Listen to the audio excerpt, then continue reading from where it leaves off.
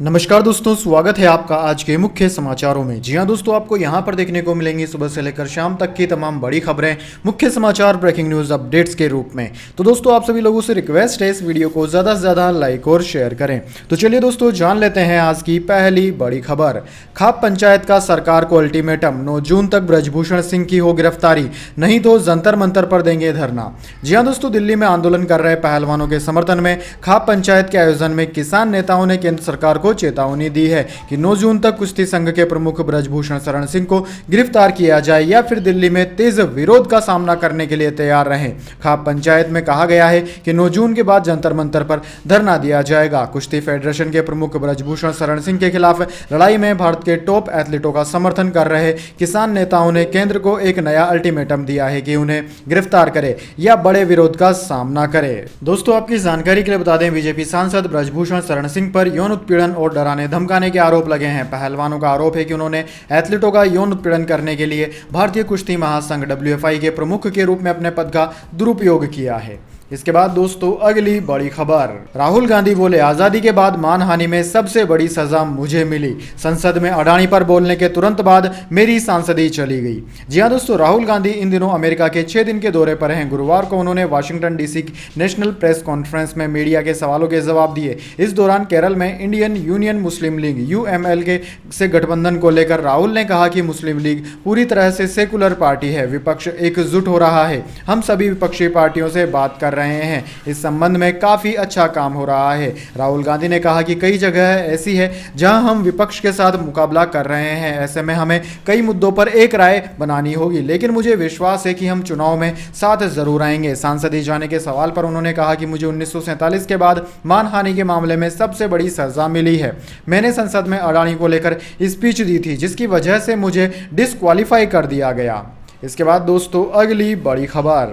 मनीष सिसोदिया की जमानत पर फैसला सुरक्षित। दिल्ली हाईकोर्ट ने बीमार पत्नी से मिलने की इजाजत दी, मीडिया मोबाइल से दूर रहने को कहा। जी हां दोस्तों, शुक्रवार को दिल्ली हाईकोर्ट में ED केस में मनीष सिसोदिया की जमानत याचिका पर सुनवाई हुई। इस दौरान कोर्ट ने सिसोदिया को शनिवार सुबह 10 बजे से शाम 5 बजे के बीच बीमार पत्नी से मिलने की इजाजत दे दी है, यानी कि मनीष कल अपने घर जा सकेंगे, लेकिन पुलिस उनके साथ मौजूद रहेगी। कोर्ट ने यह भी कहा है कि वह मीडिया से बातचीत, मोबाइल या इंटरनेट का इस्तेमाल नहीं करेंगे, न ही परिवार के सिवाय किसी और से मिलेंगे। जस्टिस दिनेश शर्मा की बेंच ने सिसोदिया और विजय नायर दोनों की जमानत पर फैसला सुरक्षित रख लिया है।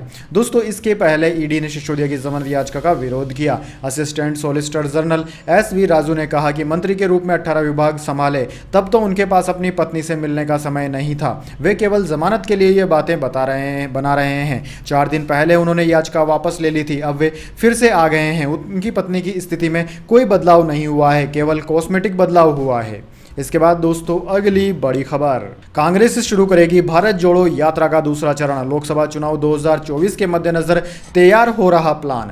जी हां दोस्तों, कांग्रेस नेता राहुल गांधी कन्याकुमारी से कश्मीर तक अपनी भारत जोड़ो यात्रा का पहला चरण पूरा कर चुके हैं। कर्नाटक विधानसभा चुनाव में हाल ही में मिली जीत के बाद कांग्रेस इस राज्य के प्रभाव को सकारात्मक नजरिए से देख रही है। इसी के चलते राहुल गांधी की भारत जोड़ो यात्रा के दूसरे चरण का कार्यक्रम 2024 के लोकसभा चुनाव को ध्यान में रखकर तैयार किया जा रहा है। पार्टी की रणनीति है कि यात्रा चुनाव से ठीक पहले खत्म हो ताकि इससे बने माहौल का भरपूर फायदा उठाया जा सके। कांग्रेस के शीर्ष नेता मानते हैं कि भारत जोड़ो यात्रा के पहले चरण में कांग्रेस नेता राहुल गांधी की देश के सामने एक नई छवि उभरी है। इसी के चलते दूसरे चरण की यात्रा में एक बार फिर राहुल सड़क पर उतरने वाले हैं। भारत जोड़ो यात्रा के दूसरे चरण में राहुल पूर्व से पश्चिम की यात्रा कर सकते हैं। अरुणाचल प्रदेश से शुरू होकर यह यात्रा गुजरात के पोरबंदर पहुंचकर समाप्त हो सकती है। हालांकि पहले इसके पोरबंदर से शुरू होने की खबरें आई थी।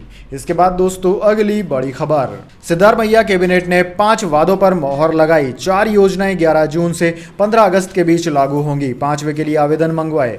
जी हां दोस्तों, कर्नाटक में कांग्रेस की सिद्धारमैया सरकार ने चुनाव से पहले किए गए 5 वादों पर कैबिनेट मीटिंग में मोहर लगा दी है। राज्य सरकार ने शुक्रवार को हुई मीटिंग में इन वादों को इसी साल 11 जून से लागू करने की घोषणा की है। दोस्तों, सिद्धारमैया ने कहा कि कैबिनेट ने जाति या धर्म का भेदभाव किए बिना 5 गारंटियों को लागू करने का फैसला किया है। मैंने और deputy CM DK Shivakumar ने गारंटी कार्ड पर साइन कर दिए हैं। हमने इसकी टाइमलाइन भी तय कर दी है।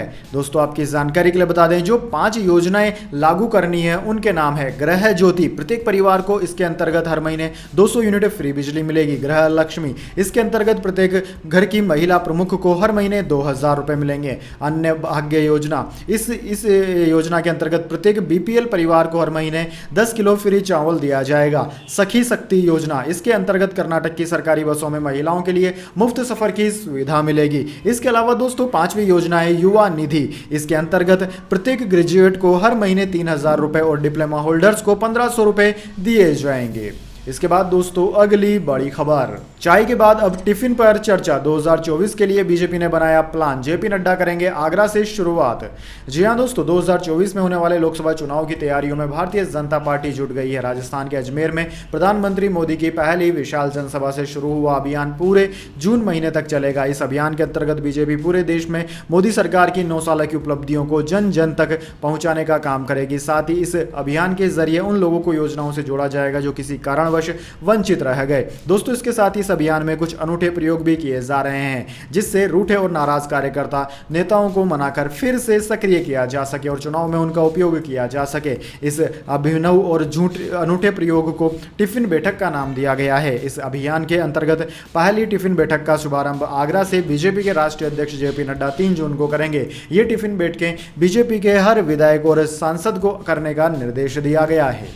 इसके बाद दोस्तों अगली बड़ी खबर, मिलोड, सूखी रोटी खाकर थक चुका हूं, कुरकुरे बिस्किट और फल भिजवा दीजिए। जेल में बंद माफिया मुख्तार अंसारी की जज से गुहार। जी हां दोस्तों, यूपी की बांदा जेल में बंद माफिया डॉन मुख्तार अंसारी वहां के खाने पीने की व्यवस्था से काफी परेशान है। इसी को लेकर उसने वीडियो कॉन्फ्रेंसिंग के माध्यम से सुनवाई के दौरान कोर्ट में गुहार लगाई कि उसे जेल में कुरकुरे और बिस्कुट खाने दे, इसलिए इसकी व्यवस्था करवा दीजिए, जिस पर सुनवाई कर रहे जज भी हंस पड़े। वहीं पेशी में मुख्तार अंसारी ने एम्बुलेंस और गैंगस्टर मामले में खुद को बेगुनाह बताया और अपने ऊपर हुए मुकदमों को झूठा बताया। उसने कहा कि उसे गलत तरीके से मुकदमे में फंसाया गया है। दरअसल दोस्तों गैंगस्टर एक्ट के तहत दर्ज मुकदमे में बाहुबली मुख्तार अंसारी की एमपी एमएलए कोर्ट में वीडियो कॉन्फ्रेंसिंग से पेशी हुई, जिसमें विशेष सत्र न्यायाधीश कमल कांत श्रीवास्तव के सामने मुख्तार अंसारी ने खाने की समस्या से लेकर गुहार लगाई। मुख्तार ने कहा कि जेल में वह सूखी रोटी खा खाकर थक चुका है, इसलिए जज साहब जेल में मेरे लिए कुरकुरे, लजीज बिस्किट के साथ ही खाने पीने का दूसरा सामान और फल की व्यवस्था करवा दीजिए। वकील नजीम हैदर के माध्यम से व्यवस्था करवा दीजिए, जिस पर जज साहब भी हंस पड़े। दोस्तों आपकी जानकारी के लिए बता दें, इससे पहले की पेशी में भी मुख्तार अंसारी ने जेल में केले और लखनऊ के लजीज आम की डिमांड की थी, जो उसे कोर्ट के आदेश पर मिला भी।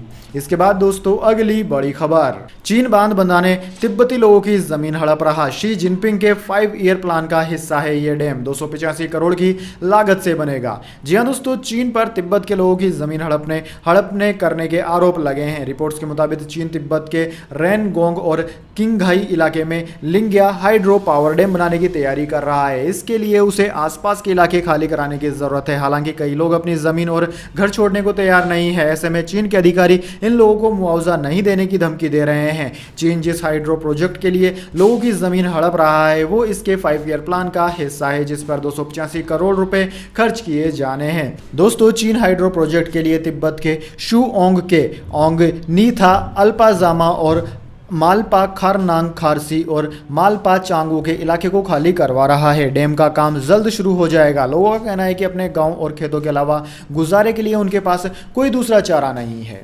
इसके बाद दोस्तों अगली बड़ी खबर, रेसलर्स के समर्थन में 1983 cricket world cup team Brijbhushan पर दर्ज एफआईआर में पहलवानों का आरोप है सांस चेक करने के बहाने टी शर्ट उतारी थी। जी हां दोस्तों, रेसलिंग फेडरेशन ऑफ इंडिया यानी कि WFI के पूर्व अध्यक्ष ब्रजभूषण शरण सिंह ने अयोध्या में होने वाली अपनी महारैली रद्द कर दी है। सूत्रों के मुताबिक ब्रजभूषण ने भाजपा हाईकमान के कहने पर 5 जून से होने वाली रैली को कैंसिल किया। हाईकमान ने उन्हें बयानबाजी से बचने की भी नसीहत दी। महिला पहलवानों के आरोप सामने आने के बाद यह फैसला किया गया कि ब्रजभूषण के खिलाफ 2 एफआईआर दर्ज की जाए। पहली एफआईआर बालिंग पहलवानों के आरोपों से जुड़ी और दूसरी नाबालिग रेसलर्स के आरोपों पर आधारित है। बालिंग पहलवानों का आरोप है कि ब्रजभूषण ने कथित रूप से कई बार छेड़छाड़ की, गलत तरीके से उन्हें छुआ, यहां तक कि सांस चेक करने के बहाने उनकी टी शर्ट उतारी। नाबालिग पहलवान का आरोप है कि ब्रजभूषण ने उनसे फिजिकल रिलेशन की डिमांड की थी। इसी बीच वर्ष 1983 का वनडे वर्ल्ड कप जीतने वाली भारतीय क्रिकेट टीम ने भी भारतीय रेसलर्स का समर्थन किया है। इसके बाद दोस्तों अगली बड़ी खबर, आईपीएल खत्म, अब इंटरनेशनल क्रिकेट ही की भरमार। डब्ल्यूटीसी फाइनल के बाद वेस्टइंडीज का दौरा, फिर एशिया कप और वनडे वर्ल्ड कप भी। जी हाँ दोस्तों, इंडियन प्रीमियर लीग यानी कि आईपीएल के खत्म होते ही भारतीय क्रिकेट टीम का फोकस इंटरनेशनल क्रिकेट पर लौटने वाला है। 7 जून से इंग्लैंड के ओवल क्रिकेट ग्राउंड पर वर्ल्ड टेस्ट चैंपियनशिप का फाइनल खेला जाना है। इसमें भारत के सामने ऑस्ट्रेलिया की टीम होगी। इसके बाद भी लगातार भारतीय टीम एक्शन में दिखने वाली है। दोस्तों आपकी जानकारी के लिए बता दें, वर्ल्ड टेस्ट चैंपियनशिप का फाइनल खेलने के बाद भारतीय टीम ब्रेक लेगी और इसके बाद जुलाई में वेस्टइंडीज के लिए रवाना होगी। भारतीय टीम वेस्टइंडीज के खिलाफ 2 टेस्ट, 3 वनडे और 3 टी20 मुकाबले खेलेगी। यह टूर 12 जुलाई से 13 अगस्त तक यानी कि 1 महीने चलेगा। वेस्टइंडीज के खिलाफ टेस्ट सीरीज से वर्ल्ड टेस्ट चैंपियनशिप की नई साइकिल फिर से शुरू हो जाएगी। भारत के लिए वेस्टइंडीज के खिलाफ टेस्ट जीतना अहम होगा, क्योंकि इसके पॉइंट्स अगली WTC यानी कि वर्ल्ड टेस्ट चैंपियनशिप की पॉइंट्स टेबल में जुड़ेंगे। वनडे और टी20 सीरीज से भारत वेस्टइंडीज के नए स्क्वाड को समझ पाएगा, साथ ही वर्ल्ड कप के लिए अपनी स्ट्रेटजी को फाइनल ट्यून करने का भी मौका उसे मिलेगा। वहीं दोस्तों इस टूर्नामेंट के बाद में एशिया कप भी खेला जाना है, यानी कि दोस्तों अब भारतीय क्रिकेट टीम लगातार कई सारे टूर्नामेंट खेलने वाली है। इसके बाद दोस्तों जाने अगली बड़ी खबर, लेकिन उससे पहले मेरी आपसे एक छोटी सी रिक्वेस्ट है, अगर दोस्तों आपको अभी तक हमारी न्यूज पसंद आई है तो इसे एक छोटा सा लाइक जरूर दे दीजिए, और अगर आपको पसंद नहीं आई है तो बेशक आप डिसलाइक भी कर सकते हैं, लेकिन दोस्तों लाइक और डिसलाइक जरूर कीजिए, क्योंकि दोस्तों यही हमारी मेहनत का फल होता है और इसी से हमें पता चलता है कि आपको हमारी वीडियोस पसंद आ रही है या नहीं। तो चलिए दोस्तों जान लेते हैं आज की अगली बड़ी खबर। कोल इंडिया में 3% की हिस्सेदारी बेच रही है सरकार। सेंसेक्स 118 अंक मजबूत होकर 62,547 के स्तर पर बंद हुआ। आईटी शेयरों में रही गिरावट, शेयर बाजार का यह है हाल। जी हां दोस्तों, बेहतर ग्लोबल संकेतों के बीच शुक्रवार को घरेलू शेयर बाजार में खरीदारी देखने को मिली। सेंसेक्स करीब 118 अंक मजबूत होकर 62,547 के स्तर पर बंद हुआ। निफ्टी में भी 46 अंकों की तेजी रही, यह 18,534 के लेवल पर बंद हुआ। दोस्तों आज के कारोबार में सेंसेक्स के 30 शेयरों में से 17 में तेजी और 13 में गिरावट रही। बाजार में तकरीबन हर सेक्टर में आज बढ़त देखने को मिली। Nifty, bank, financial, auto, metal, realty और फार्मा सहित ज्यादातर इंडेक्स हरे निशान में बंद हुए। सबसे ज्यादा 1.42% रियल्टी इंडेक्स और मेटल 1.22% चढ़ा। वहीं दोस्तों बात करें निफ्टी 50 के टॉप गेनर और टॉप लूजर्स की, तो निफ्टी 50 के टॉप गेनर्स में अपोलो हॉस्पिटल, डीवीस लैब और बजाज ऑटो रहे, जबकि टॉप लूजर्स में कोल इंडिया, कोटक बैंक और भारतीय रिटेल रहे। इसके बाद दोस्तों अगली बड़ी खबर, गोल्ड सिल्वर प्राइस टुडे, सोने चांदी की कीमतों में गिरावट पर लगा ब्रेक। जी हां दोस्तों, सोने चांदी की खरीद आप करना चाहते हैं तो आपके लिए भाव की जानकारी होना बेहद जरूरी है। दरअसल दोस्तों 2 जून को देश में 24 कैरेट सोने की कीमतें यानी कि 24 कैरेट जो कि शुद्धतम सोना होता है उसकी कीमत 160 रुपए 0.27% बढ़कर 60,320 रुपए प्रति 10 ग्राम पर पहुंच गई है, जबकि 22 कैरेट सोने की कीमत 55,260 रुपए प्रति 10 ग्राम हो गई है। वहीं दोस्तों चांदी की बात करें तो आज चांदी भी महंगी हुई है। चांदी की कीमत 1.40% यानी कि 1,000 रुपए प्रति किलो बढ़कर 72,400 रुपए प्रति किलो पर पहुंच गई है। इसके बाद दोस्तों अगली बड़ी खबर, मौसम समाचार, 13 राज्यों में भारी बारिश का येलो अलर्ट। इन 5 राज्यों में 7 जून तक हीटवेव की चेतावनी भी।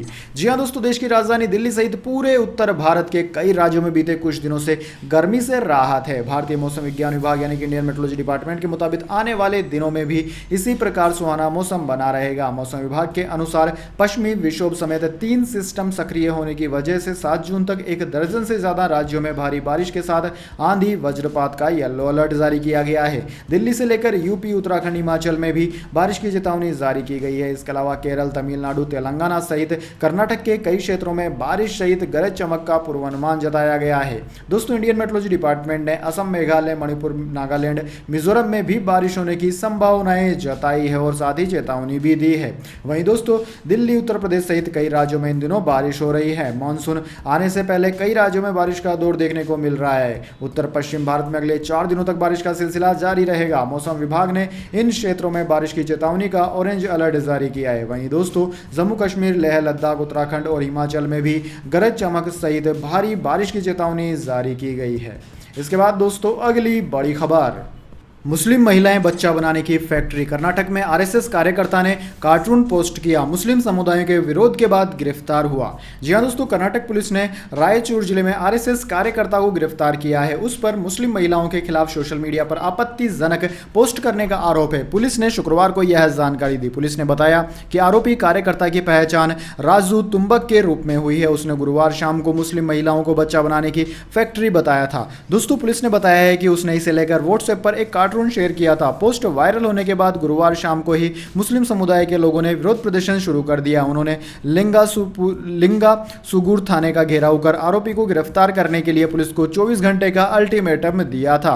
पुलिस ने बताया कि आरोपी को गुरुवार देर रात ही गिरफ्तार कर लिया गया था। उसे मजिस्ट्रेट के सामने पेश कर न्यायिक हिरासत में भेज दिया गया है। मीडिया रिपोर्ट्स के मुताबिक घटना के बाद से लिंगा सुगुर कस्बे में हालात तनावपूर्ण हैं। पुलिस ने किसी भी अनहोनी से बचने के लिए इलाके में सुरक्षा बढ़ा दी है। पूरे मामले की जांच की जा रही है। इसके बाद दोस्तों अगली बड़ी खबर, पड़ोसी का निकला दिवाला। पाकिस्तान में महंगाई ने तोड़े सभी रिकॉर्ड। श्रीलंका से भी बुरा हाल, अब आईएमएफ ही है अंतिम सहारा। जी हां दोस्तों, पाकिस्तान में मई महीने में महंगाई रिकॉर्ड स्तर पर पहुंच गई और आम लोगों की बदहाली काफी बढ़ गई है। ताजा आंकड़ों के मुताबिक पाकिस्तान में मई में वार्षिक मुद्रास्फीति दर बढ़कर 37.97% पर पहुंच गई है। फिलहाल इस समय पाकिस्तान एक बड़े आर्थिक और राजनीतिक संकटों से जूझ रहा है। पाकिस्तान विदेशी कर्ज से बोझ, स्थानीय मुद्रा के कमजोर होने और विदेशी मुद्रा भंडार के कम होने जैसे संकटों से घिरता जा रहा है। महंगाई और आर्थिक बदहाली के मामले में पाकिस्तान ने श्रीलंका को भी पीछे छोड़ दिया है। मई 2023 में पाकिस्तान में महंगाई की दर 38% पर पहुंच गई है, जो एशिया में सबसे ज्यादा है। श्रीलंका में महंगाई दर घटकर फिलहाल 25.2% पर आ गई है। दोस्तों, इस गंभीर संकट के बाद भी पाकिस्तान आईएमएफ की शर्तों को पूरा करने में अनिच्छा जाहिर कर रहा है। अगर आईएमएफ की फाइनेंशियल फंडिंग का प्रोग्राम जून के अंत में खत्म हो जाता है तो शहबाज शरीफ सरकार के सामने पूरी तरह से डिफॉल्ट कर जाने का खतरा बहुत ज्यादा बढ़ सकता है। इसके बाद दोस्तों अगली बड़ी खबर, राजद्रोह कानून को लेकर विधि आयोग की रिपोर्ट पर कांग्रेस ने उठाए सवाल। कानून मंत्री मेघवाल ने किया पलटवार। जी हां दोस्तों, राजद्रोह कानून को लेकर लॉ कमीशन विधि आयोग की रिपोर्ट को वरिष्ठ अधिवक्ता अभिषेक मनु सिंघवी ने बेहद दुखद और विश्वासघाती बताया। उन्होंने कहा कि बीजेपी राजद्रोह के कानून का उपयोग तोड़फोड़ और असहमति को दबाने के रूप में करती है। अब भाजपा सरकार औपनिवेशिक शासन की तुलना में अधिक कठोर और घातक बनने की योजना बना रही है। दरअसल दोस्तों, राजद्रोह कानून को लेकर सरकार ने विधि आयोग से रिपोर्ट मांगी थी। इस पर लॉ कमीशन ने अपनी रिपोर्ट सरकार को सौंप दी है। विधि आयोग ने अपनी सिफारिशों में कहा है कि कुछ संशोधनों के साथ इस कानून को बनाए रखा जा सकता है। आयोग ने यह भी कहा कि इस कानून को समाप्त करने की जरूरत नहीं है। इसके बाद एडवोकेट अभिषेक मनु सिंघवी ने प्रेस कॉन्फ्रेंस भी की। इसके बाद दोस्तों अगली बड़ी खबर, भगवत मान बोले इस्लाम सिर्फ भारत में सुरक्षित, कुछ धर्म भारत में बाहर से आए, जो रह गए उनमें सुधार हमारी जिम्मेदारी। जी हां दोस्तों, राष्ट्रीय स्वयंसेवक संघ यानी कि आरएसएस के प्रमुख मोहन भागवत ने कहा है कि इस्लाम की पूजा सिर्फ भारत में सुरक्षित तरीके से चलती है। कुछ धर्म भारत के बाहर के थे, बाहर वाले तो चले गए, अब उनमें सुधार करना हमारी जिम्मेदारी है। वे गुरुवार को नागपुर के संघ शिक्षा वर्ग कार्यक्रम को संबोधित कर रहे थे। भगवत मान ने आगे कहा कि पूरी दुनिया में इस्लाम का आक्रमण हुआ, यह स्पेन से मंगोलिया तक छा गया। धीरे धीरे वहां के लोग जागे, उन्होंने आक्रमणकारियों को हराया तो अपने कार्य क्षेत्र में इस्लाम सिकुड़ कर रह गया। विदेशी यहां से चले गए, लेकिन इस्लाम की पूजा कहां सुरक्षित चलती है? यहीं सुरक्षित चलती है। भगवत मान ने कहा कि भारत की एकता और अखंडता के लिए हर किसी को प्रयास करना चाहिए। उन्होंने कहा कि सीमाओं पर बुरी नजर दिखाने वाले दुश्मनों को ताकत दिखाने के बजाय हम आपस में ही लड़ रहे हैं। देश में भाषा, पंथ, संप्रदाय और सहूलियतों को लेकर तमाम तरह के विवाद हो रहे हैं। उन्होंने आगे कहा कि हम भूल रहे हैं कि हम एक देश हैं। कुछ धर्म भारत के बाहर के थे, जो हमारे उनके साथ युद्ध हुए थे, लेकिन बाहर वाले तो चले गए, अब तो सब भीतर हैं। फिर भी वे लोग बाहरी लोगों के प्रभाव में हैं। हमें समझना होगा कि वे हमारे लोग हैं। अगर उनकी सोच में कोई कमी है तो उनमें सुधार हमारी जिम्मेदारी है। इसके बाद दोस्तों अगली बड़ी खबर, सूरीनाम और सर्बिया की यात्रा पर जाएंगी राष्ट्रपति द्रौपदी मुर्मू, जर्मनी से भारत जल्द लौटेंगी बच्ची अरिहा।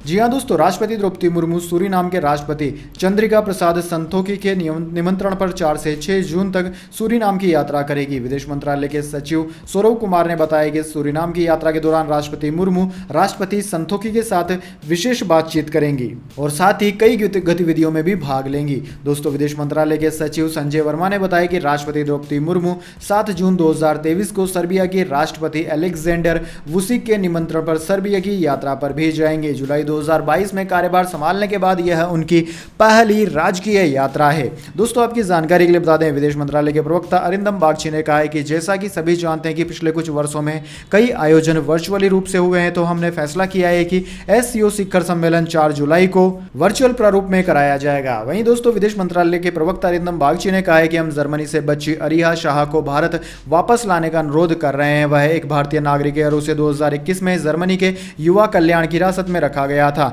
जब वह 7 महीने की थी। अब वह पिछले 20 महीनों से फोस्टर होम में है। हम जर्मन अधिकारियों से अरिहा को जल्द से जल्द भारत भेजने के लिए हर संभव प्रयास करने का आग्रह कर रहे हैं। हम अरिहा शाह की भारत वापसी सुनिश्चित करने के लिए प्रतिबद्ध हैं। दोस्तों आपकी जानकारी के लिए बता दें, अरिहा शाह करीब 1 साल की है।